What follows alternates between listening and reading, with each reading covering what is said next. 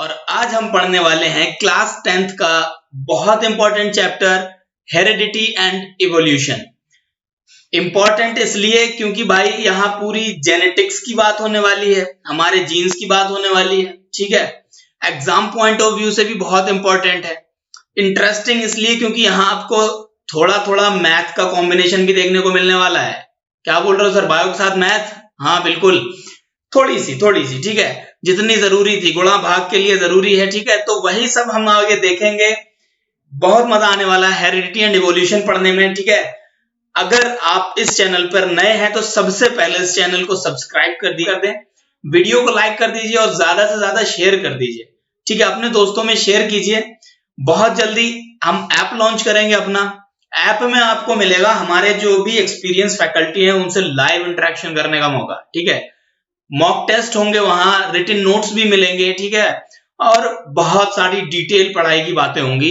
तो what is heredity, वही हर चीज, हर टॉपिक शुरू करने से पहले कि व्हाट क्या है, क्यों है, कैसे है, हमेशा ये तीन बातें।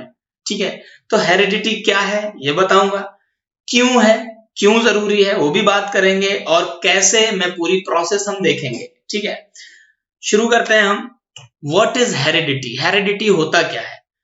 तो आपकी किताब में जो डेफिनेशन दी है उसको अगर हम पढ़ें कि द ट्रांसमिशन ऑफ कैरेक्टर्स और traits from parents to their offsprings is termed as heredity. यार ये डेफिनेशन पढ़ने से ना बहुत भारी हो जाता है कि पता ही नहीं क्या ही दे दिया यहाँ पे, ट्रेट्स क्या हो गया, ऑफस्प्रिंग्स क्या है, हेरिडिटी क्या है, समझ ही नहीं आया कुछ। मैं समझाता हूं ना एकदम सिंपल करके। भाई कुछ कैरेक्टर्स का ट्रांसफर हो जाना, ट्रांसफर हो रहे हैं तो कहां से? पेरेंट्स से। ऑफस्प्रिंग बोलते हैं चिल्ड्रन को, बच्चों को। पेरेंट्स से बच्चों में कुछ कैरेक्टर्स का ट्रांसफर हो जाने को हेरिडिटी कहते हैं। कितना सिंपल है हेरिडिटी। या फिर कहीं आपको अगर लिखा हुआ मिल जाए इनहेरिटेंस, तो हेरिडिटी को ही इनहेरिटेंस भी बोलते हैं। कंफ्यूज होने की कोई जरूरत नहीं, क्योंकि मेरी क्लास में कंफ्यूजन की कोई जगह नहीं, सारी चीज यहीं क्लियर कर दूंगा मैं। हेरिडिटी को ही बोलते हैं इनहेरिटेंस। ठीक है, क्या है हेरिडिटी फिर से देखो। पेरेंट्स से चिल्ड्रन में जो भी कैरेक्टर्स आते हैं उनके ट्रांसफर को हेरिडिटी बोलते हैं। अब आप कहोगे सर कौन से कैरेक्टर्स आते हैं पेरेंट्स से चिल्ड्रन में? आप बताओ, आपको कुछ पता हो तो कौन कौन से कैरेक्टर्स ट्रांसफर होते हैं? जैसे क्या है, हाइट है। अगर हमारे पेरेंट्स की हाइट बहुत ज्यादा है, लंबी है, टॉल है, ठीक है, तो बहुत सारे चांसेस हैं कि हमारी मतलब उनके बच्चों की भी क्या होती है, हाइट जो होगी टॉल होगी। या अगर पेरेंट्स की हाइट एवरेज से कम है, ड्वार्फ हैं, छोटे छोटे हैं, तो बहुत ज्यादा चांसेस हैं कि बच्चों की भी, उनकी जो अगली जनरेशन है, उनके बच्चे हैं, उनकी हाइट भी छोटी होगी। तो ये कैरेक्टर्स हैं। जैसे एक एग्जांपल और देखो, अगर आपके पेरेंट्स के आई का कलर जो है, किसी का कलर ब्राउन होता है, किसी का ब्लैक है, किसी का कैसा ग्रीन भी होता है, हेजल कलर का भी, डिफरेंट डिफरेंट कलर्स हैं। तो अगर पेरेंट्स की आई का कलर ब्राउन है तो बच्चों में भी वो ट्रांसफर हो जाता है। इसी ट्रांसफर हो जाने को क्या बोलते हैं? हेरिडिटी बोलते हैं या इनहेरिटेंस बोलते हैं। बड़ा सिंपल है जी। ठीक है, the study of heredity and other variations is known as genetics. ये क्या लिखा है, जेनेटिक्स, मतलब ये वर्ड आपने कई जगह सुना होगा, कई बार पढ़ा भी होगा। समझ आया कभी व्हाट इज जेनेटिक्स? जेनेटिक्स होती क्या? बड़ी भारी चीज लगती है, जहां डीएनए, जीन्स की बात होने लगती है। ठीक है, लेकिन ये असल में जेनेटिक्स है क्या? Study of heredity. जो अभी हेरिडिटी मैंने बताया ना, ट्रांसफर हो जाना, कैरेक्टर पेरेंट्स से बच्चों में ट्रांसफर हो गया, इसको बोला हेरिडिटी। और ये कैसे हो रहे हैं, इसकी पढ़ाई करने को हम बोलते हैं जेनेटिक्स। कितना सिंपल है, इतना ही सिंपल है आगे का चैप्टर भी, क्योंकि मैं पढ़ाऊंगा आपको एकदम सिंपल लैंग्वेज में, एग्जॉट एजुकेशन पर।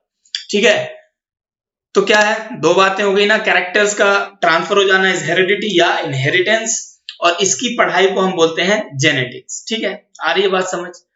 आगे आते हैं, ये जो ट्रेट्स की हमने बात की अभी, या इनको अगर कहें हम कैरेक्टर्स की बात की हमने, तो आप कहो सर मैंने बताया कौन कौन से कैरेक्टर ट्रांसफर हो जाते हैं। ठीक है, तो अब क्या है बेटा, यहां देखो, यही ट्रेट्स दो पार्ट में डिवाइड होते हैं। ठीक है, या यूं कह लो इनका क्लासिफिकेशन फर्दर दो पार्ट में हो गया। एक होता है इनहेरिटेड ट्रेट्स और एक होती हैं एक्वायर्ड ट्रेट्स। ठीक है, ये आपकी स्क्रीन पे आपको दिख रहा है ना, इनहेरिटेड ट्रेट्स और एक्वायर्ड ट्रेट्स। आप फिर कहोगे सर ये बड़े भारी नाम दे दिए, इनहेरिटेड ट्रेट्स, एक्वायर्ड ट्रेट्स, होता क्या है? ट्रेट्स क्या है? कैरेक्टर्स हैं, ये याद रखो। ठीक है, कैरेक्टर, इन्हीं को बोलते हैं ट्रेट्स। आई बात समझ? अब इनहेरिटेड ट्रेट्स क्या होते हैं बेटा? Inherited traits are coded in our DNA and hence can be passed on to the next generation. क्या समझे आप इस बात से? इनहेरिटेड कैरेक्टर्स वो कैरेक्टर्स होते हैं जो हमारे डीएनए में, हमारे अंदर कोडेड है। हमारे डीएनए में जीन है, हमारे जीन में जो कोडेड है, और जो हमारे जीन के थ्रू एक जनरेशन से दूसरी जनरेशन तक ट्रांसफर होते हैं। भाई इसी ट्रांसफर को तो हेरिडिटी बोल रहे हैं ना हम जो पढ़ रहे हैं। तो ऐसे ट्रेड्स, ऐसे कैरेक्टर्स जो एक जनरेशन से दूसरी जनरेशन तक ट्रांसफर हो जाते हैं, उनको बोला इनहेरिटेड ट्रेड्स। कौन कौन से होते हैं बेटा? जैसे आई कलर, आंखों का कलर। आपके पापा की आई का कलर ब्राउन है, मम्मा का आई की कलर ब्लैक है, आपकी आई का कलर भी ब्राउन हो गया। या दोनों पेरेंट्स की आई का कलर ब्लैक है लेकिन फिर भी आपकी आई का कलर ब्राउन हो गया। भाई ऐसे कैसे? तो ये भी हम आगे देखेंगे। ठीक है, कैसे कैरेक्टर्स, कुछ कैरेक्टर्स हैं डोमिनेंट, रिसेसिव, इन सब की अभी बात करेंगे। ठीक है, वर्ड्स में उलझने की बिल्कुल जरूरत नहीं है, कंफ्यूजन को करो दूर, सिंपल लैंग्वेज में बता रहा हूं आपको। इनहेरिटेड ट्रेट्स जैसे हो गया बेटा हाइट। मान लो पेरेंट्स की हाइट बहुत ज्यादा है, मतलब टॉल है, ठीक है, एवरेज से ज्यादा है पेरेंट्स की हाइट, तो आपकी हाइट भी ज्यादा होगी। पेरेंट्स से ट्रांसफर हो गया ना ये कैरेक्टर भी आपके अंदर, आपकी हाइट टॉल है, पेरेंट्स की हाइट कम है, ड्वार्फ है, ठीक है, छोटे छोटे हैं, आप भी छोटे हो, तो ये पेरेंट्स से आपके अंदर ट्रांसफर हो गया ना जो कैरेक्टर, इसी को बोलते हैं इनहेरिटेड ट्रेट्स। कॉम्प्लेक्शन मतलब स्किन का कॉम्प्लेक्शन, स्किन कलर हमारा गोरा है, काला है, सांवला है, होता है ना कि अपने पापा पे गया है, या हमारी स्किन का कॉम्प्लेक्शन हमारी मम्मा पे गया है। ठीक है, तो ये क्या है? माँ से हमें जो चीज मिली, कैरेक्टर जो माँ से मिले हमें, उनको बोला हमने इनहेरिटेड ट्रेट्स। ठीक है, हेयर कलर्स भी होते हैं। ठीक है बेटा, हेयर कलर वो नहीं जो आप सैलून पे जाके करवा लेते हो, रंग बिरंगे बाल करवा लिए, वो नहीं। ठीक है, जो नेचुरल हेयर कलर है, ठीक है, हेयर कलर किसी का ब्राउन है, किसी की बालों की डेंसिटी बहुत ज्यादा है, वॉल्यूम बहुत है, आपके अंदर भी वही आ गया, आपके पापा के बहुत ज्यादा डेंसिटी थी बालों की, आपकी भी बहुत ज्यादा अच्छी ग्रोथ है, डेंसिटी है। तो जो नेचुरल कैरेक्टर है, कहने का मतलब इतना है कि जो नेचुरल कैरेक्टर है आपके पेरेंट्स में, जो आपके अंदर भी ट्रांसफर कर गए, उनको बोला इनहेरिटेड ट्रेट्स। क्लियर है? दूसरे आते हैं बेटा एक्वायर्ड ट्रेट्स। ठीक है, ये क्या होते हैं एक्वायर्ड ट्रेट्स? बेटा वो ट्रेट्स या वो कैरेक्टर्स होते हैं जो नेचुरल नहीं होते, जो हम एक्वायर करते हैं। समझ रहे हो आप बात को? एक्वायर करते हैं मतलब क्या? हम गेन करते हैं कहीं से। कौन कौन से होंगे ऐसे कैरेक्टर्स बताओ? जैसे हमारे क्या हो गया, नॉलेज हो गई, भाई हम नॉलेज गेन कर रहे हैं, आप पढ़ रहे हो यहाँ बैठ के, ठीक है, कल को आप डॉक्टर बनोगे, इंजीनियर बनोगे, ठीक है, तो क्या है, ये आपकी नॉलेज है, आपने गेन की। ऐसा तो नहीं है कि आप डॉक्टर हो, आपका बच्चा होगा वो डॉक्टर पैदा होगा, नहीं। क्यों? क्योंकि ये कैरेक्टर्स उसमें ट्रांसफर नहीं हो सकते। ऐसे कैरेक्टर्स को हम क्या बोलते हैं? Acquired traits. आई बात समझ? जो एक जनरेशन से दूसरी जनरेशन में नहीं ट्रांसफॉर्म हो सकते। एक और एग्जांपल, जैसे मान लो बॉडी बिल्डर है, आप बॉडी बिल्डर हैं, आपने बहुत अच्छी मसल्स बना ली, बॉडी बना ली, ठीक है, कल आपका बच्चा होगा नेक्स्ट जनरेशन, तो ऐसा तो नहीं है वो उसकी भी मसल्स होंगी, वो पैदा होगा मसल्स के साथ, या बॉडी बिल्डर बन के पैदा होगा, नहीं ना, तो वो बेबी की तरह दिखेगा। तो बेटा जो ऐसी ट्रेट्स, ऐसे कैरेक्टर्स जो आपने एक्वायर कर लिए अपने अंदर, लर्निंग हो गया, ठीक है, नॉलेज हो गई, बॉडी बिल्डिंग जो आपने मसल्स बना ली, या यहाँ पे आप अगर एग्जांपल देखेंगे जैसे पिंक हेयर है, ठीक है, आपने बाल काले पीले नीले करवा लिए, ठीक है, सैलून पे जाके, तो ये तो आगे नहीं बढ़ेगा। ऐसा नहीं है आपके बाल आपने जाके हेयर कलर लगा लिया, नीले कर लिया, आपके बच्चे के भी बाल नीले हो जाएंगे, नहीं, ये एक्वायर्ड ट्रेट्स है। बॉडी पे टैटू करवा लिया आपने, ये एक जनरेशन से दूसरी जनरेशन में नहीं ट्रांसफर हो गई, ठीक है, बॉडी पे पियर्सिंग करवा ली, कान छिदवाना, नाक का छिदवा लेना, ठीक है, ये आप तक है, आपने एक्वायर की है ये चीजें। आ रही है बात समझ? यहां भी देखो लिखा हुआ है, these traits are not coded by the DNA of a living organism and therefore cannot be passed on to the future generation. Cannot be passed, आगे पास नहीं हो सकती। क्लियर हुआ? ऐसे कैरेक्टर्स जो पास हो सकते हैं उनको बोलते हैं इनहेरिटेड कैरेक्टर्स, ऐसे कैरेक्टर्स जो नहीं पास हो सकते उनको बोला acquired characters. As simple as that, ठीक है, इससे ज्यादा सिंपल कोई नहीं बता सकता आपको। फिर क्या है बेटा, देखो सवाल आता है, चीजें जब आप पढ़ते हो तो हमेशा दिमाग में सवाल आते हैं। एक और सवाल है कि how do the characters are transferred from one generation to next. सोचते तो होगे कि सर इतनी देर से आप बता रहे हो ये ट्रांसफर हो रहा है पापा से मम्मा से हम बच्चों में ट्रांसफर हो रहे हैं, ठीक है, कैरेक्टर्स ट्रांसफर हो रहे हैं, कैसे ट्रांसफर हो जा रहे हैं भाई? कोई ऐसे फोटोकॉपी की मशीन लगी हुई है क्या कहीं कि ऐसे रखा और एक ट्रांसफर हो गया, फोटोकॉपी निकल आई? कुछ तो प्रोसेस होता होगा सर इसके पीछे, या कुछ तो प्रोसेस होगी जो कैसे हो जा रहे हैं, ठीक है, वही हम इस चैप्टर में पढ़ेंगे। बिल्कुल कैसे हो जाते हैं, ये सबके दिमाग में सवाल आता था, कैसे हो जाते हैं। बहुत रिसर्च हुई इस पे, बहुत स्टडीज हुई, ठीक है। जैसे यहाँ पे इस डायग्राम में आपको देखने को मिल रहा है, ये पेरेंट 1 है, पेरेंट 2 है, ठीक है, एक मेल एक फीमेल। ये मान लो आपके पापा हैं, इनकी आई का कलर कैसा ब्लू है, मम्मा की आई का कलर कैसा है, ग्रीन है। तो बेटा कितना चांस है कि आपकी भी आई का कलर ब्लू या ग्रीन होगा? 50% चांसेस है कि ग्रीन होगा, 50% चांसेस है कि ब्लू होगा, ठीक, ऐसा नहीं है कि ब्राउन हो जाएगा, इसके 0% चांस है। तो ये कैसे चांसेस कैसे क्रिएट हो रहे हैं, कैसे ऐसा है कि पापा की आई का कलर ब्लू है तो हमारा भी हो जाए? बहुत सारी रिसर्च हुई, स्टडीज हुई, ठीक है। एक साइंटिस्ट आए, ये लॉजिक जो क्लियर किया, ये जो उधेड़ बुन थी, ये जो सवाल थे, इनका जवाब दिया एक साइंटिस्ट ने जिनका नाम था बेटा ग्रेगर मेंडल। क्या नाम था? Gregor Mendel. मेंडल साहब ने अपनी स्टडीज में ये बताया कि कैसे ट्रांसफर हो जाते हैं। बड़ा इंटरेस्टिंग होने वाला है ना आगे। हाँ बिल्कुल, कि कैसे कैरेक्टर्स ट्रांसफर हो जाते हैं। ये जो लॉजिक था, सब परेशान थे, ये सवालों की उधेड़बुन थी, इसको क्लियर किया ग्रेगर मेंडल साहब ने, ठीक है। इसी चीज के लिए हमने ग्रेगर मेंडल साहब को बोला क्या? फादर ऑफ इनहेरिटेंस, या फिर फादर ऑफ हेरिडिटी भी बोल सकते हो आप, ठीक है। कहीं लिखा हुआ पूछे या कहीं लिखा हुआ देखे या कोई पूछे आपसे, एग्जाम में सवाल आया कि who is the father of heredity, who is the father of inheritance, तो एक ही जवाब है, ग्रेगर मेंडल। सी, ठीक है, कंफ्यूज नहीं होना, मैंने स्टार्टिंग में बता देना, हेरिडिटी भी वही है, इनहेरिटेंस भी उसी को बोलते हैं, ठीक। तो मेंडल साहब ने जो स्टडी की, अपनी जो लॉजिक दिया, जो स्टडी की, उसी की वजह से इनको फादर ऑफ इनहेरिटेंस बोला गया। आगे हम देखते हैं क्या स्टडी की, क्या कंक्लूजन निकाले, कैसे ट्रांसफर हो रहे हैं, ठीक है।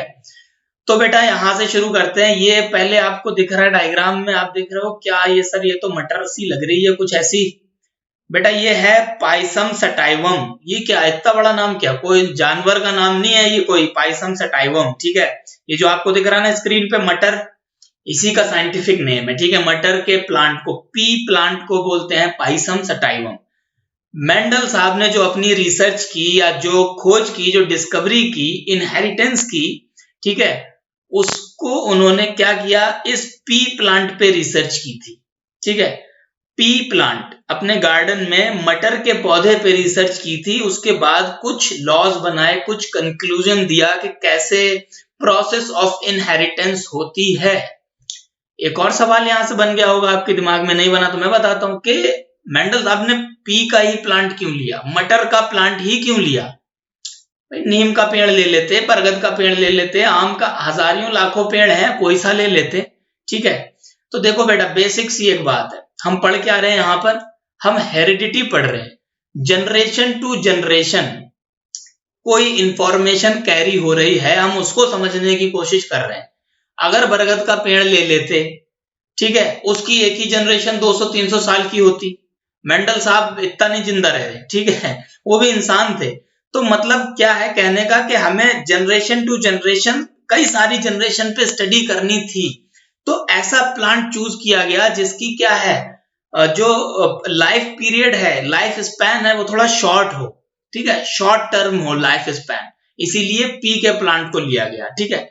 एक और एडवांटेज था इसको लेने का, क्या था कि आसानी से कहीं भी उग जाते हैं, मतलब ऐसा कोई स्पेसिफिक क्लाइमेट की जरूरत नहीं पड़ती इनको, ठीक है। किसी भी इन्वायरमेंट में, मतलब ऐसे किसी भी का मतलब ये नहीं कि आप एकदम एक्सट्रीम एनवायरमेंट में, एक नॉर्मल एनवायरमेंट में कहीं भी ये उग सकते हैं, ग्रो कर सकते हैं, ठीक है।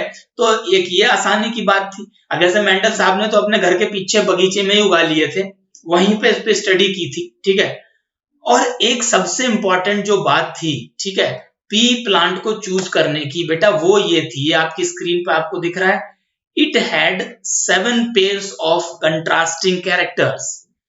सो now what are these contrasting characters sir? बिल्कुल बताऊंगा, ये कंट्रास्टिंग कैरेक्टर्स क्या हैं। अभी देखो पिछली स्लाइड पे जाओ, ठीक है, ध्यान करो। मैंने बताया था कि आपके पापा या मम्मी की आई का कलर ब्राउन है, ग्रीन है, ये एग्जांपल दे रहा था मैं। तो जो आई का कलर है बेटा, वो क्या है? That is 1 pair of contrasting character, ठीक है, वो आप में कैरी किया, दैट इज 1 पेयर। या आपके पापा की हाइट बहुत ज्यादा है, आपकी भी हाइट बहुत ज्यादा हो गई, ठीक है, that is 1 pair of contrasting character. समझ आ रहा है आपको? इसी तरह इस पी के प्लांट में, पाइसम सटाइवम में 7 पेयर्स ऑफ कंट्रास्टिंग कैरेक्टर्स होते हैं। इसीलिए इसको स्टडी के लिए लिया गया, क्योंकि हम ज्यादा से ज्यादा कंट्रास्टिंग कैरेक्टर्स को एक बार में देख सकें, जनरेशन टू जनरेशन हम उनको, उसमें चेंजेस को या कैसे इंफॉर्मेशन पास हो रही है वो हम देख सकें। 7 पेयर्स, अलग अलग 7 पेयर थे कंट्रास्टिंग कैरेक्टर्स के, ठीक है।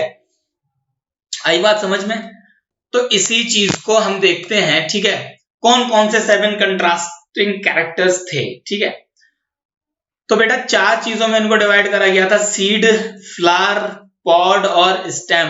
पॉड क्या होता है सर? पॉड बोलते हैं जो मटर का जो छिलका है ऊपर की कवरिंग, ठीक है, छिलका होता है मटर पे, जो कवरिंग है उसको पॉड बोलते हैं, ठीक है। सीड, सीड जो मटर के दाने हो गए उनको बोला सीड, ठीक है। तो बेटा पहला कंट्रास्टिंग कैरेक्टर क्या था? मतलब जो मटर के दाने थे उनको जो ऑब्जर्व किया मेंडल साहब ने, तो कुछ तो राउंड शेप के थे, कुछ रिंकल्ड थे। आई बात समझ? ये एक पेयर ऑफ कंट्रास्टिंग कैरेक्टर हो गया कि राउंड भी हो सकते हैं और कैसे रिंकल्ड भी हो सकते हैं, ठीक है। फिर क्या है, उनका कलर भी डिफरेंट डिफरेंट था। कुछ मटर के दानों का कलर येलो था, कुछ मटर के दानों का कलर ग्रीन था। ये क्या है? ये सेकंड कंट्रास्टिंग कैरेक्टर हो गया, second pair of contrasting character.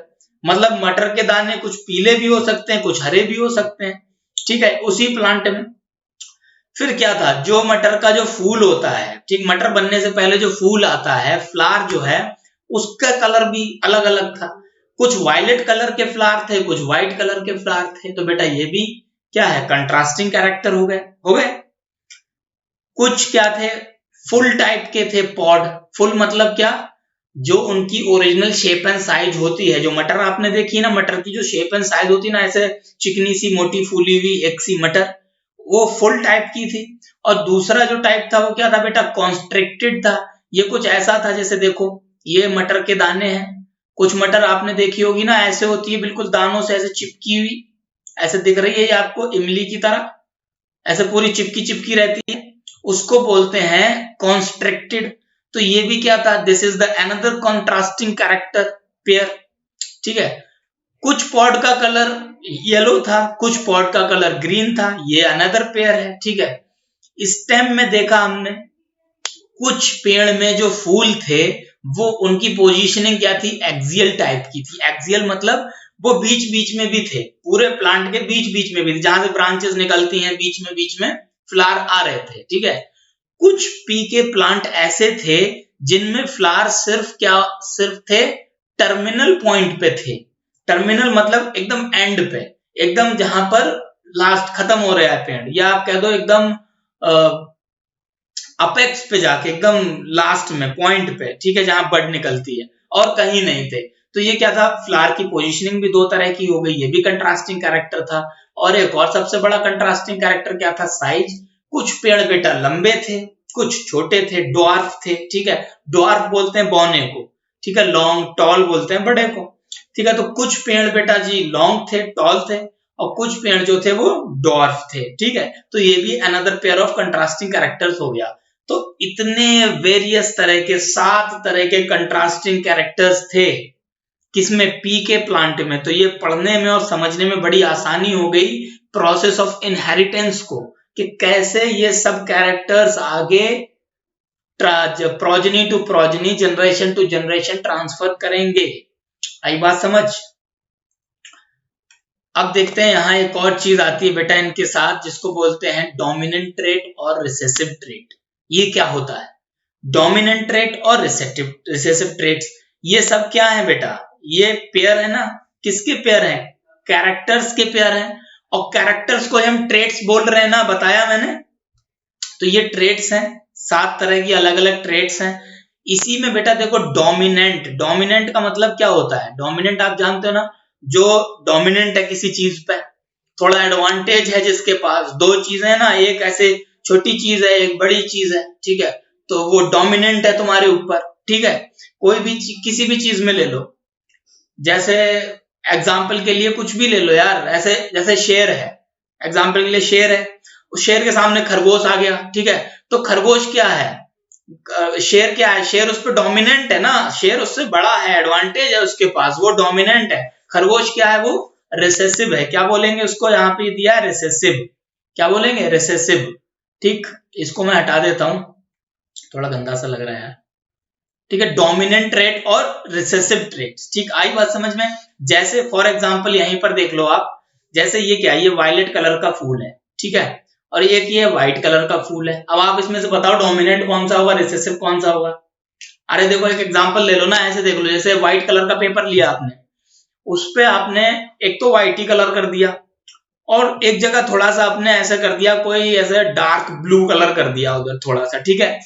तो अब आप बताओ उसमें कौन सा कलर डोमिनेंट होगा, कौन सा एकदम आई कैचिंग होगा, एकदम अट्रैक्ट कौन सा कलर करेगा आपको? ऑफ कोर्स ब्लू वाला ना।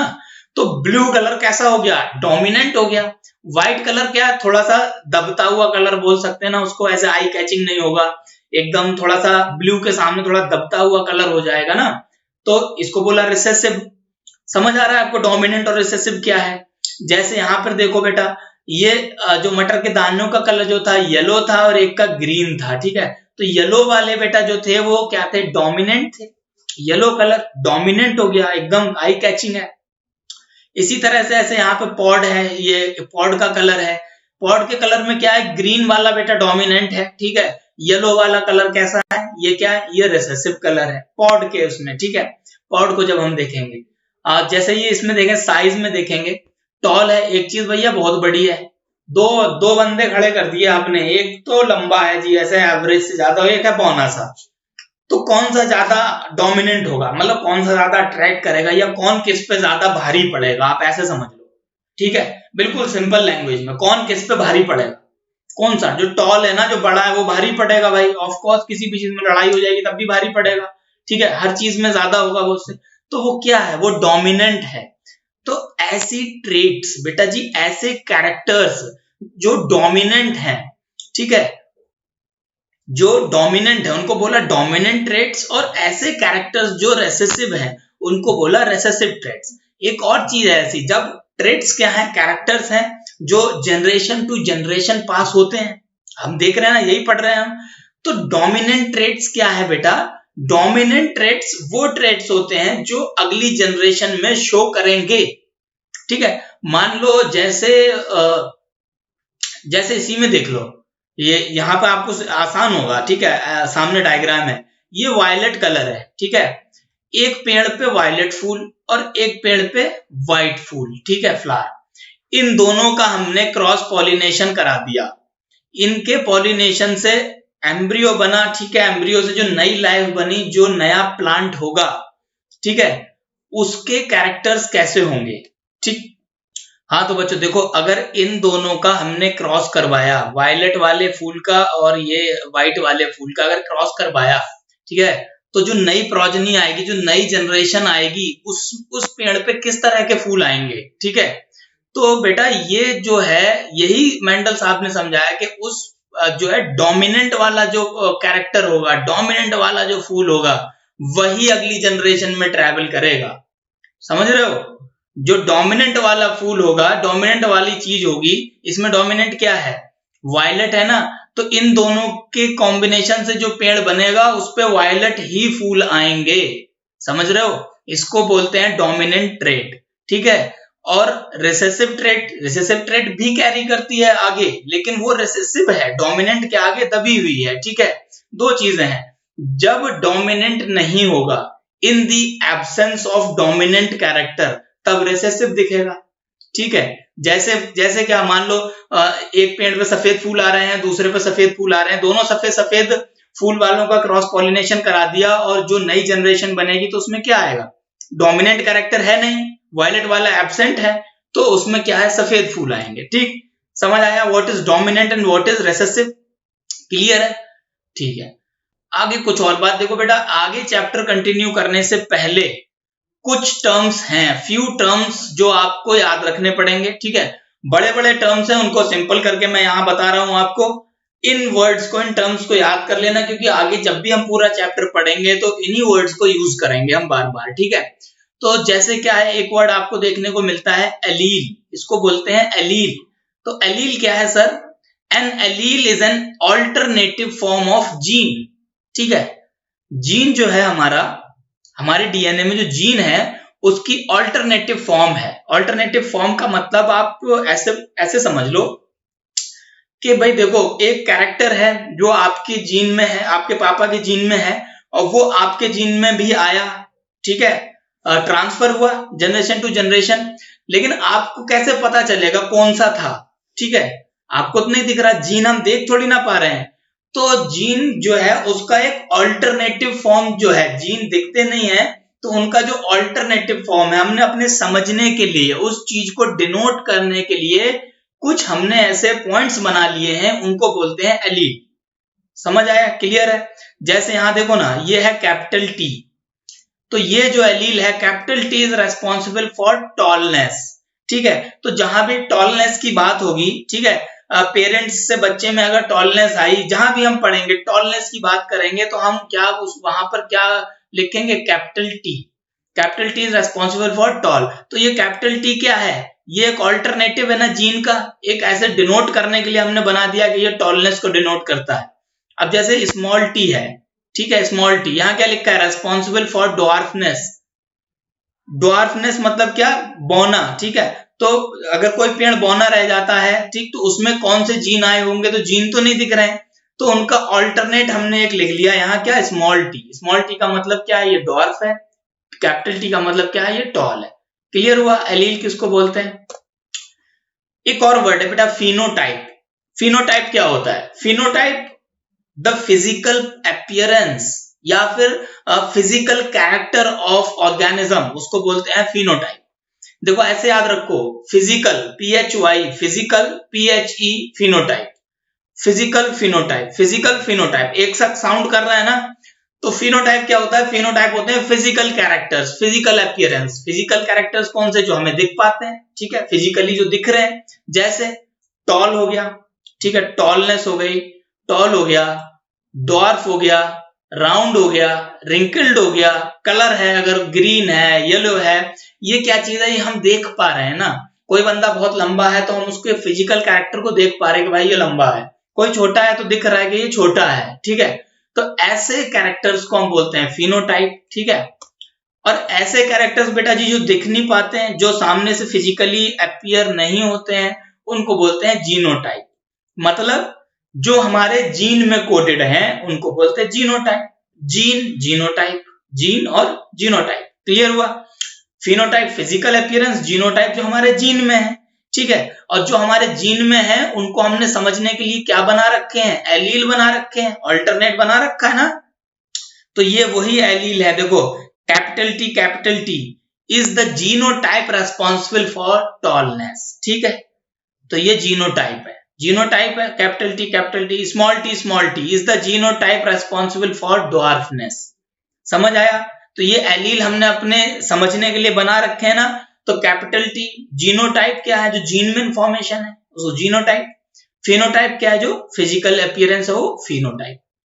एक और वर्ड आता है बेटा होमोजाइगस और हेट्रोजाइगस। सिंपल सा है, समझो।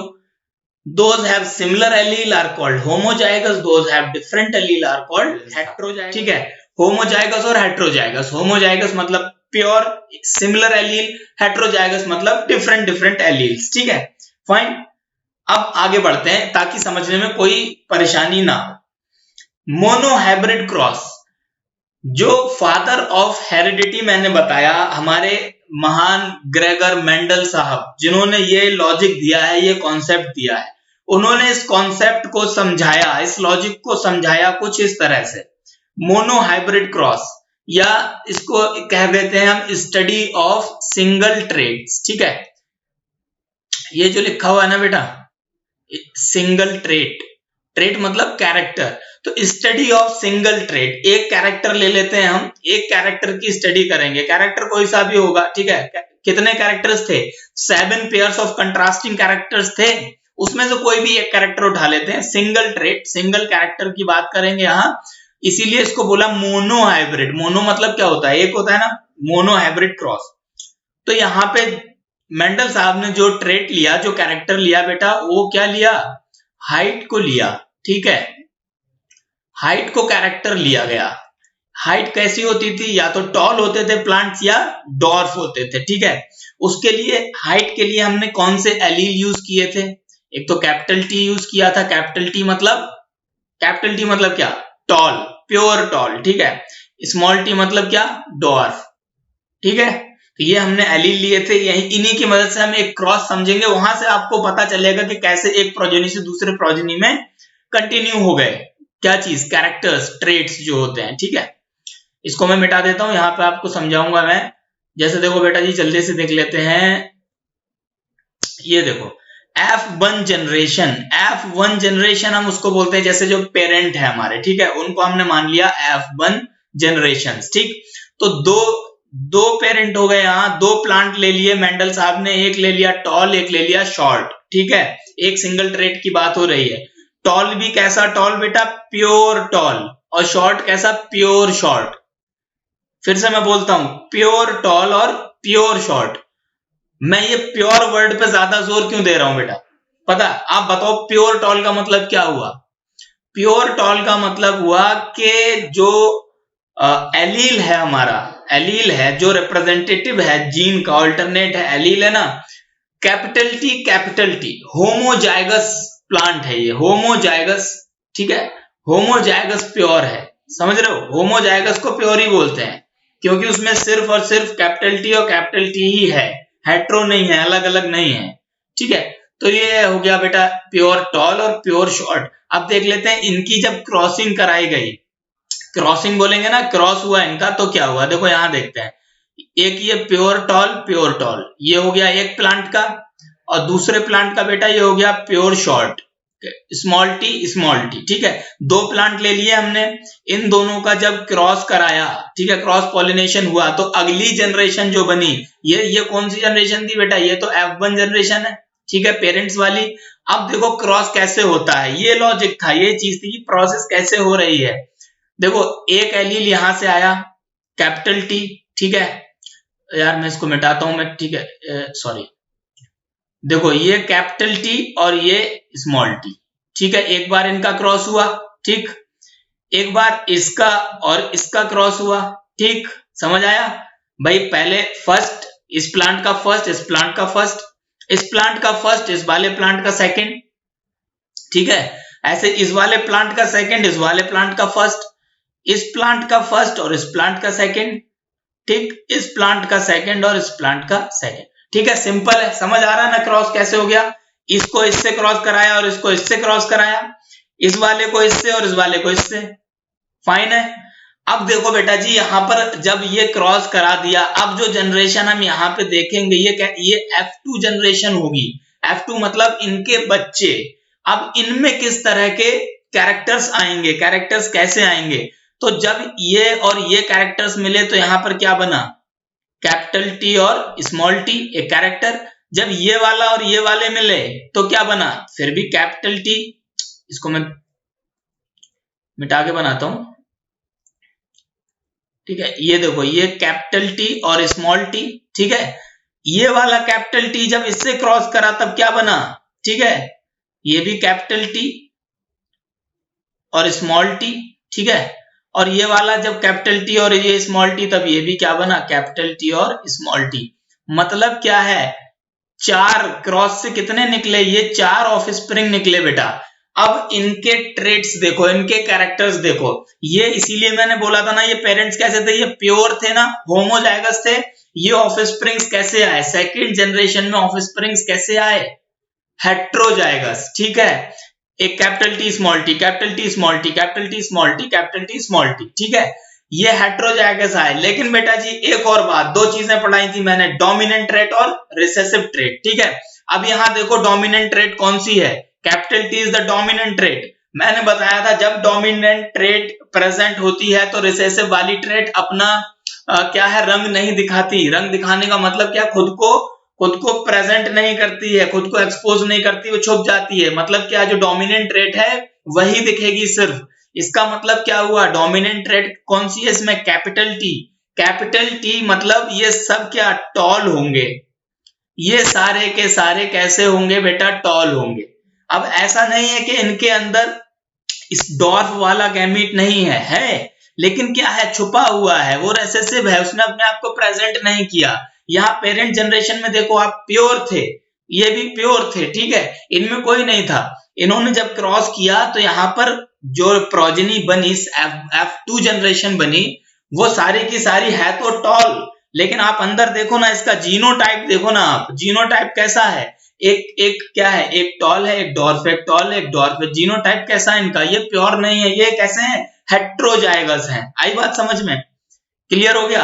अब जब बेटा अगली जनरेशन F2 के बाद जो कंटिन्यू करके बेटा अगली जनरेशन F3 आएगी, तो F3 कहां से, ये जब पेरेंट इनका क्रॉस कराया जाएगा जब, ठीक है, तब क्या F3 जनरेशन आएगी। अब देखना इनके पास जो ट्रेट्स हैं वो कैसे कैरी करते हैं अगली जनरेशन में। ठीक है, तो देखो बेटा इसको मैं हटा देता हूं, ठीक है, समझने में आसानी होगी, इसको मैं हटाता हूं। यहां से हम ये देखेंगे F2 जनरेशन में कैसे, क्योंकि F1 जनरेशन तो बेटा जी देखो प्योर थी। ठीक है, 4 चीजें आ रही थी उसमें निकल के, प्योर चीज थी वो तो। ठीक, कैपिटल टी स्मॉल टी करके 4 आ गए। अब क्या है, हेट्रोजाइगस ट्रेट है हमारे पास। ठीक है, हेट्रोजाइगस प्लांट्स हैं। तो ये देखो बेटा, capital T small T, capital T small T, capital T small T और कैपिटल टी स्मॉल टी, ये 4 तो ही है हमारे पास। कौन सी जनरेशन, ये F2 जनरेशन। अब हम जो देखेंगे फर्दर, क्या देखेंगे, कौन सी जनरेशन देखेंगे, F3 जनरेशन देखेंगे। ठीक है, इसके बाद जो बनेगी F3 जनरेशन बनेगी। आ रही है बात समझ में। अब अगर मैं इनका क्रॉस करा दूं, अब इसको बेटा क्रॉस नहीं बोलेंगे हम, इसको क्रॉस नहीं बोल करके क्या बोलेंगे, इसको बोलेंगे हम सेल्फिंग। क्या बोलेंगे, सेल्फिंग। इसको हमने बोला सेल्फिंग। सेल्फिंग क्यों बोल रहे हैं, क्योंकि देखो ना बेटा यहाँ पे अलग अलग तरह के ट्रेट्स थे, एक स्मॉल था एक टॉल था, यहाँ पे सारे एक ही तरह के हैं, सारे टॉल हैं। ठीक है, कैपिटल टी स्मॉल टी हैं सारे, तो आपस ही में हो गया ना। इसका चाहे आप इससे करा दो, इसका चाहे इससे करा दो, इसका चाहे इससे, किसी का किसी से भी पॉलिनेशन कराओ आप, वो क्रॉस नहीं होगा, सेल्फिंग ही होगा ना। ठीक है, यहाँ पे हम देखते हैं, समझते हैं इस चीज को कैसे, एक कैपिटल टी एक स्मॉल टी। देखो बेटा यहाँ पे अब इनका क्रॉस कराएंगे। ठीक है, आपस में क्रॉस करा रहे हैं, तो देखो क्रॉस कैसे होते हैं, एक बार ये इससे क्रॉस करेगा। ठीक है, एक पॉसिबिलिटी ये है, एक पॉसिबिलिटी ये भी है, ये इससे क्रॉस कर लेगा। एक पॉसिबिलिटी क्या है, ये वाला इसके साथ चला जाएगा, और एक और पॉसिबिलिटी क्या है, ये वाला इसके साथ क्रॉस कर लेगा। ठीक है, ये क्रॉसिंग तो आपको समझ आ गई। ठीक है, डन है। अब इसमें अब आप खुद जान पाओगे कि देखो कैसे आगे जनरेशन में कैरेक्टर्स ट्रांसफर हो गए। जब ये वाली कैपिटल टी इस वाली टी से जब इसने क्रॉस किया, तो यहाँ पर क्या बना बेटा, कैपिटल टी, ये तो होमोजाइगस प्योर बना। जब इस वाली टी ने इस वाली टी के साथ किया, तो यहाँ क्या बना, कैपिटल टी स्मॉल टी, ये हेट्रोजाइगस हो गया है। ठीक, अब स्मॉल टी का साथ जब कैपिटल टी गई, तो इसको मैं कैपिटल टी स्मॉल टी लिख देता हूँ, थोड़ा सिस्टमैटिक लगेगा, समझ आ रहा है। और जब ये स्मॉल टी बेटा स्मॉल टी के साथ गई, तो यहाँ पर क्या बना, एक ये स्मॉल टी।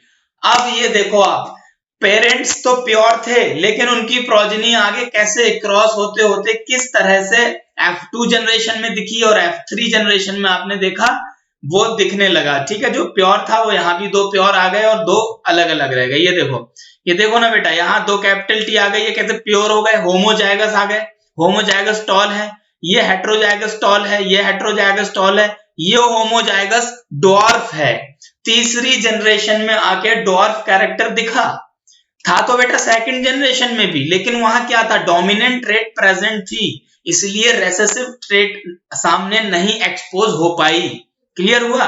यहां पर क्या है, in the absence of dominant trait, ठीक, small T in the absence of dominant trait, यहां पर आ गई क्या, रेसेसिव ट्रेट एक्सपोज हो गई। तो यहां पर आप देखो ये 3 तो हो गए टॉल और ये 1 हो गया डॉर्फ। आई बात समझ में? कैसे एक शॉर्ट और एक टॉल पेरेंट्स थे, उनकी तीसरी जनरेशन में जाके 3 तो आए टॉल और 1 आया कैसा, डॉर्फ। ठीक है, थर्ड जनरेशन में जाकर के एक्सपोज हुआ ये। अच्छा, यहाँ पे एक चीज और आती है, आपकी बुक में दे रखा है, यहाँ पे हम पढ़ते हैं जब इस तरह के अलग अलग एक प्रोजेनी में अलग अलग तरह की ट्रेट्स देखने को मिलती हैं, तो हम यहाँ पर एक पढ़ते हैं फिनोटाइपिक रेशियो, फिनोटाइपिक रेशियो और जीनोटाइपिक रेशियो। फिनोटाइप क्या था, फिजिकली अपीयरेंस, और जीनोटाइपिक रेशियो क्या था, जेनेटिक कैसा है इनका। ठीक है, तो फिनोटाइपिक रेशियो, तो बेटा यहाँ पे अगर अब मैं बात करूं फिनोटाइपिक रेशियो की, ठीक है, मैं इसको PR लिख देता हूं, आप क्या समझोगे इसको, फिनोटाइपिक रेशियो। फिनोटाइपिक रेशियो कैसा है बेटा, 3 तो मिले कैसे, टॉल, और 1 कैसा मिला, डॉर्फ। तो ये रेशियो कैसा हो गया, 3 टॉल रेशियो 3:1, ये है फिनोटाइपिक रेशियो F3 जनरेशन का। समझ आ रहा है ना? यहां देखो ना, ये मिले 3 तो मिले टॉल और 1 मिला शॉर्ट 3:1, ये क्या है, ये फिनोटाइपिक रेशियो है। ठीक, अब एक बेटा जी मैंने बताया जीनोटाइपिक रेशियो। ठीक है, तो जीनोटाइपिक रेशियो हम कैसे निकालेंगे, फिनोटाइप को देखने के कैरेक्टर्स थे, ये टॉल हो गया, ये टॉल था, ये डॉर्फ है। ठीक है, अब जीनोटाइप कैसे कैसे, देखो तीन तरह के जीनोटाइप है, यहाँ पे मैं इसको हटा देता हूं तो समझ आएगा आपको। ठीक, देखो ये मैं इसको हटा के यहाँ पे आपको समझाता हूं। ठीक है, देखो जीनोटाइपिक रेशियो, GR लिख देता हूं इसको। जीनोटाइपिक रेशियो की बात करते हो, जीनोटाइप किस तरह के मिले, F3 जनरेशन में हमें कौन से 3 जीनोटाइप मिले, एक तो कैपिटल टी हो गया, इसका रेशियो किससे, कैपिटल T स्मॉल t, और रेशियो स्मॉल t।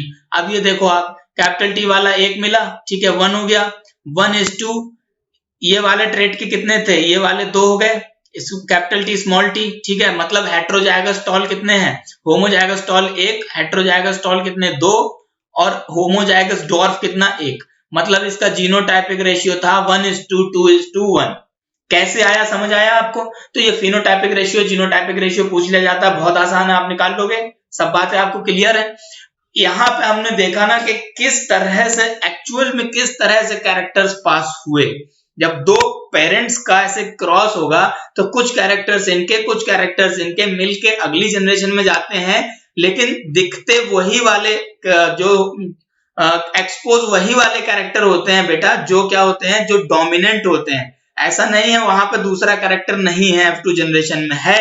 यहाँ देखो ना, F2 जनरेशन में इस कैपिटल T और स्मॉल t था, लेकिन दिखा क्या, दिखा सिर्फ कैपिटल T वाला, टॉल वाला। ठीक है, जब इनके क्रॉस होता है, सेल्फिंग होती है इनकी, और जो तीसरी जनरेशन आती है उसमें बेटा जी आपको क्या देखने को मिला, 3 तरह के जीनोटाइप आए। ठीक है, एक प्योर, एक होमोजाइगस, 2 होमोजाइगस और एक हेटेरोजाइगस। ठीक है, 1:2:1।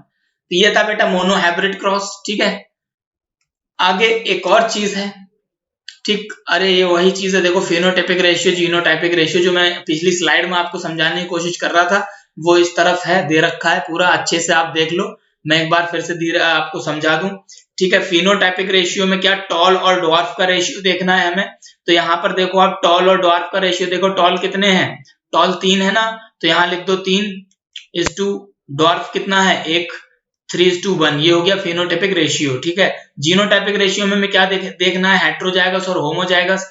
ठीक है, होमोजाइगस ये कैपिटल टी कितना है 1:2, ये कितने हैं, हेटेरोजाइगस कितने हैं 2, 1:2, और ये होमोजाइगस टॉल कितने हैं, होमोजाइगस डॉर्फ कितने हैं 1।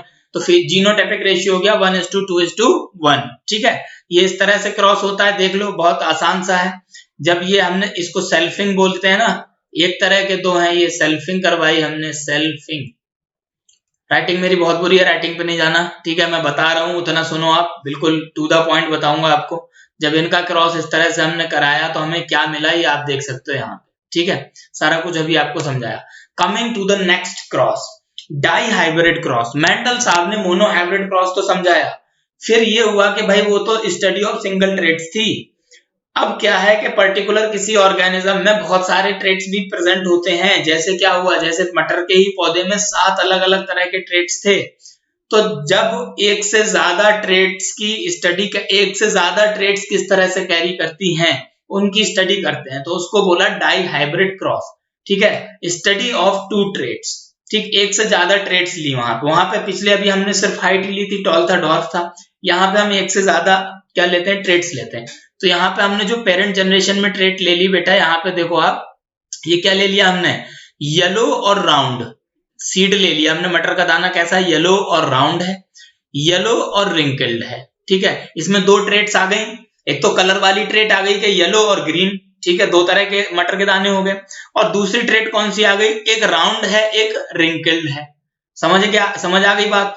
इनके गैमेट क्या होंगे, हम इनको क्या बोलेंगे, वाई मतलब येलो, आर मतलब राउंड, वाई से ग्रीन, स्मॉल वाई से ग्रीन और स्मॉल आर से रिंकल्ड, ठीक है। तो क्या है बेटा, यहाँ पे देखो, जब येलो राउंड और ग्रीन रिंकल्ड का क्रॉस हुआ, ठीक, जब इसका इससे क्रॉस होगा तो कुछ इस तरह की फर्स्ट जनरेशन मिलेगी। हाँ, तो देखो जब इन दोनों का क्रॉस कराया गैमेट से, तो फर्स्ट जनरेशन में हमें क्या मिला, फर्स्ट जनरेशन में क्या मिला, वाई वाई आर आर, ये मिल गया, ठीक है। आप अभी मैंने बताया ना कैसे क्रॉस करते हैं, आप अपने आप करके देख सकते हो, आप सीख गए। मसला क्या है, हम F2 जनरेशन में डाई हाइब्रिड क्रॉस देख रहे हैं, यहाँ पे किस तरह से ट्रेड्स कंटिन्यू करती हैं, ठीक है। तो अब हम इसका जब क्रॉस करवाएंगे, क्रॉस क्या, सेल्फिंग जब होगी, ठीक है। आप ये देखो, Y Y capital R small R, और एक और वाई वाई और कैपिटल आर स्मॉल आर, ठीक है। Capital Y small Y capital R small R, ठीक है। अब यहाँ पे देखो, जब बेटा इनका क्रॉस कराएंगे तो कितनी पॉसिबिलिटी बनेगी, एक तो इसकी इससे बन गई, ठीक है, एक इस वाले वाई की इससे बन गई, एक तो इसकी इससे बन गई और एक इसकी इससे बन गई, ठीक है। 4 तरह के यहाँ पे क्रॉस बना, एक एलील 4 तरह के क्रॉस बना रहा है। 4 एलील हैं तो कितने, 16 तरह के बनेंगे। यहाँ पे मैं बना के दिखाऊंगा तो बहुत ज्यादा घिचपिच हो जाएगी यार, समझ नहीं आएगा यहाँ पे, ठीक है। तो कुल मिला के बात इतनी है, ये समझो कि यहाँ पे हम जो क्रॉस करा रहे हैं, जो हम ये क्रॉस करा रहे हैं, किन 2 गैमेट का करा रहे हैं, एक ये कैपिटल वाई स्मॉल वाई और कैपिटल आर स्मॉल आर, ठीक है। इन जब दोनों का सेल्फिंग होगी या क्रॉस, इन दोनों का जो क्रॉस होगा, ठीक है बेटा, तो क्या बनेगा, यहाँ पे 16 तरह की पॉसिबिलिटी निकलेंगी, ठीक है। अभी मैंने बताया कैसे, एक एलील अगले 4 से क्रॉस करेगा, और 4 एलील है तो अगले 4 से करेंगे, तो 4 चौके 16 पॉसिबिलिटी निकलेंगी। इन्हीं 16 पॉसिबिलिटी को ये बॉक्स में दिखाया गया है, ठीक है। आप अपने पेन कॉपी पे करके देख लेना, ठीक, यही सब निकल के आएगा, ठीक है, जो इधर लिखा हुआ है। तो 16 पॉसिबिलिटी बनी, इनको एक स्क्वायर में रख दिया हमने, और इस स्क्वायर से हम समझते हैं। अच्छा, इस स्क्वायर को बोलते क्या है, इस स्क्वायर को बोलते हैं बेटा प्यूनेट स्क्वायर। क्या बोलते हैं, ये पुनीत नहीं लिखा हुआ है, ठीक है, कहीं इसको पुनीत पढ़ने लग जाना। ये है प्यूनेट स्क्वायर। क्या लिखा है, प्यूनेट स्क्वायर। इस स्क्वायर को डाई हाइब्रिड क्रॉस का जो ये स्क्वायर है 4:4 का, इसको प्यूनेट स्क्वायर बोलते हैं, ठीक है।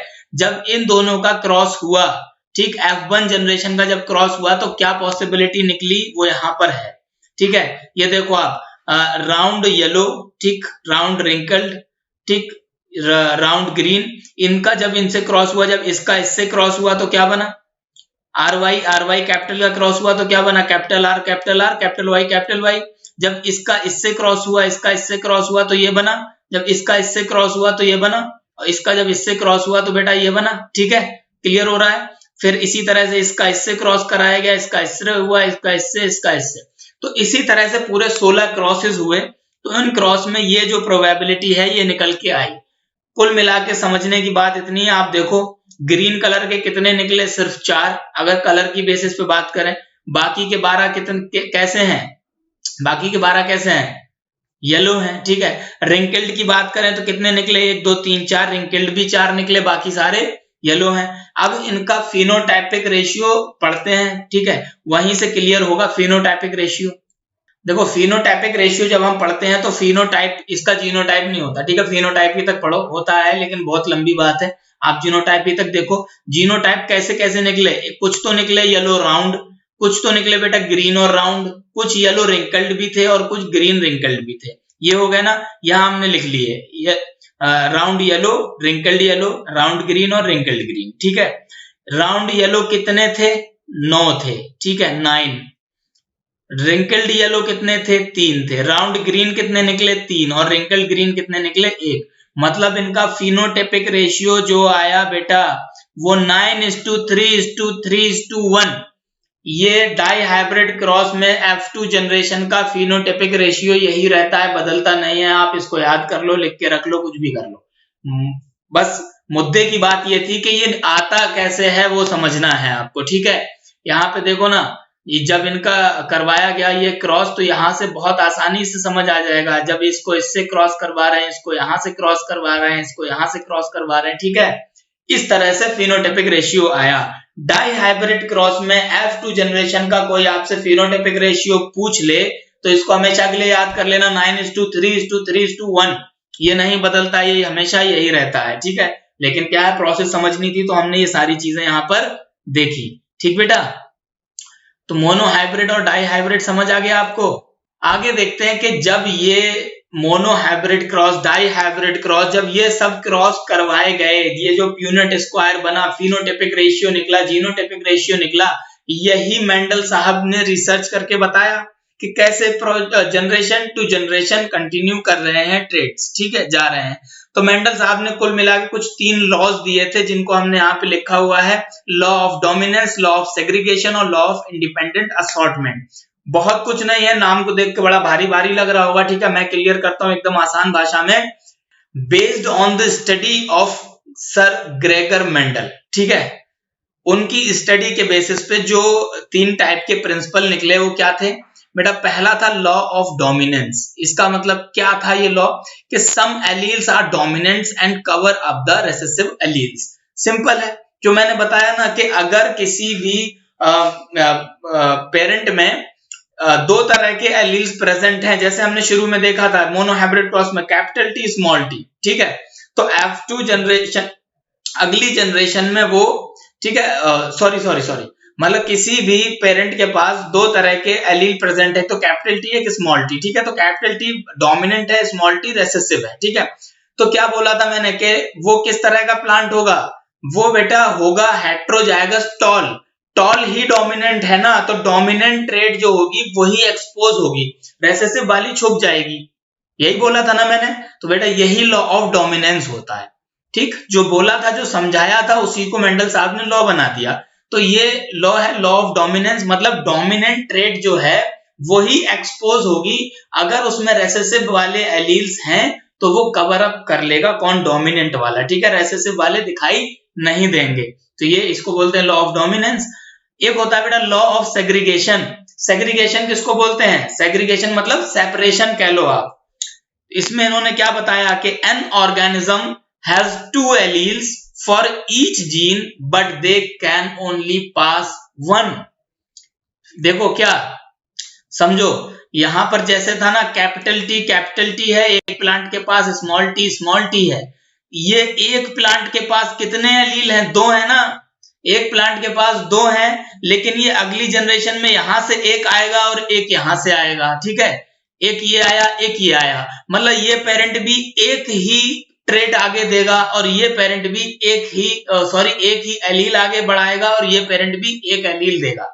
एक इससे आया, एक इससे आया, 2 नहीं, ठीक है। तो यही बताया गया है कि हर ऑर्गेनिज्म के पास 2 एलील्स होते हैं, ठीक है, फॉर ईच जीन। 2 एलील होते तो हैं, कैपिटल T, लेकिन नेक्स्ट जनरेशन में उनमें से एक पेरेंट जो है एक ही पास करता है, ठीक है।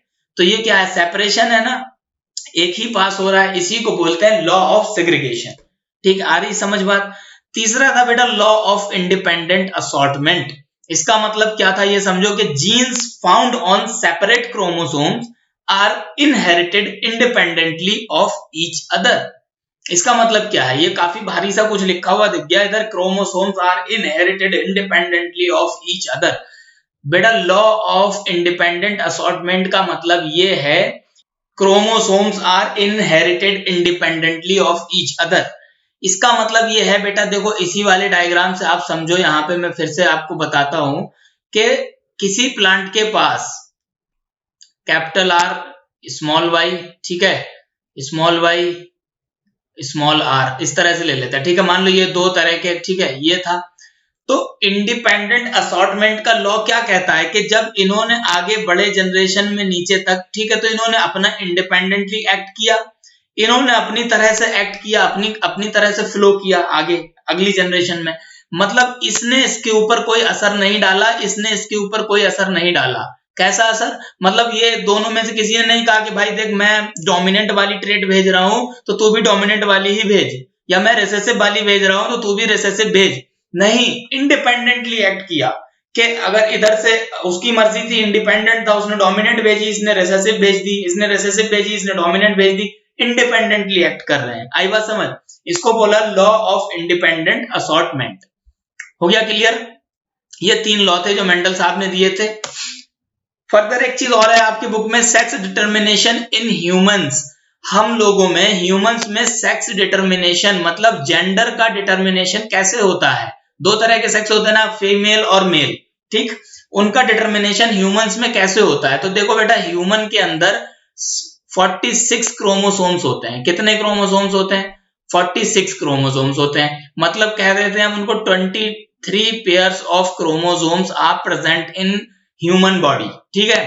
इन 23 पेयर्स में से 22 पेयर्स होते हैं ऑटोसोम्स, ठीक है, और 1 पेयर ऑफ क्रोमोसोम्स जो होता है उसको बोलते हैं सेक्स क्रोमोसोम्स। वो होता है सेक्स क्रोमोसोम, ठीक है। 1 पेयर ऑफ जो सेक्स क्रोमोसोम्स थे, आप यहां पर देखो, ये एक एक्स है, ये एक वाई है, ठीक है। फीमेल से एक आया, ठीक है, तो एक्स ही है उसके पास, चाहे इधर वाला आएगा चाहे इधर वाला आएगा, ठीक है, एक्स ही होगा।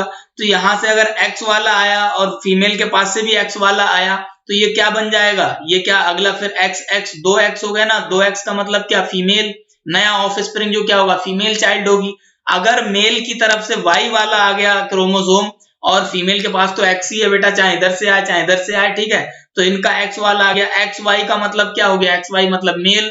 तो जो क्या है, जो नया ऑफ स्प्रिंग होगा, मेल चाइल्ड पैदा होगा, ठीक है, मेल बेबी पैदा होगा। तो ये मतलब क्या है? सेक्स डिटर्मिनेशन ह्यूमन में कौन कर रहा है? सेक्स को डिटरमाइन कौन कर रहा है? हमारे जेंडर को डिटरमाइन कौन कर रहा है? बेसिकली जो मेल पार्टनर है, जो मेल है, मेल ह्यूमन जो है, आदमी जो है, वो डिटरमाइन करता है कि आगे उसका बच्चा कैसा, मेल है या फीमेल है। क्यों? क्योंकि उसके पास दो अलग अलग तरह के क्रोमोसोम है, एक्स और वाई। फीमेल के पास तो एक ही तरह का है, एक्स ही है, ठीक। तो अगर मैंने जैसे बताया था रिप्रोडक्शन वाले में कि स्पर्म्स में, गैमीट्स में रेस लगी हुई है, तो आधे एक्स वाले निकले आधे वाई वाले निकले। जो भी जाके पहले फ्यूज कर देगा, एक्स वाले से फ्यूज करना है उनको, फीमेल के पास तो एक ही क्रोमोसोम है, एक ही पेयर है, एक्स एक्स टाइप का, ठीक है। तो अगर वाई वाला स्पर्म जाके पहले फर्टिलाइज कर देगा तो वो क्या है? एक्स वाई मेल बन जाएगा। अगर एक्स वाला जाके स्पर्म पहले फर्टिलाइज कर देगा तो 2 एक्स हो जाएंगे, फीमेल चाइल्ड बन जाएगा। मुद्दे की बात कुल मिला के ये है कि sex determination in human is done by male partner, ठीक है। मेल जो होता है, आदमी डिटरमाइन करता है, ठीक है। औरत कभी डिटरमाइन नहीं करती कि लड़का है कि लड़की है। ये क्या है? ये आपके पापा से आपको पास जा रहे हैं, ठीक। आई बात? क्लियर हुई? समझ हुई बात? तो बेटा यहां तक था, ये था आपकी बुक में हेरिडिटी के बारे में, ठीक है। फर्दर ये चैप्टर को कंटिन्यू करेंगे हम, इवोल्यूशन के बारे में भी इसी चैप्टर में पढ़ेंगे। यहां तक हेरिडिटी थी, हमने समझा कि कैसे ट्रेड्स कैरी कर रहे हैं एक जनरेशन से दूसरी जनरेशन में, इसी तरह से ह्यूमंस में भी करते हैं। एक ये छोटा सा पार्ट था सेक्स डिटर्मिनेशन का, ठीक है। तो आपको यहां से समझ आ गया कि जेंडर जो है बच्चे का डिसाइड कौन करता है? मेल पार्टनर करता है, ठीक है। मेल जो ह्यूमन है वो बच्चे का जेंडर डिसाइड करता है आगे। ये छोटी सी बात थी याद रखने की। 46 chromosomes are present in human body, जिनको हम 23 पेयर्स होते हैं, 23 पेयर में होते हैं क्रोमोसोम्स, ठीक है। 22 पेयर्स ऑटोसोमल होते हैं और ये क्या है? एक पेयर जो है सेक्स क्रोमोसोम्स बोलते हैं इनको, ठीक। इस चैप्टर को करते हैं यहीं पर एंड।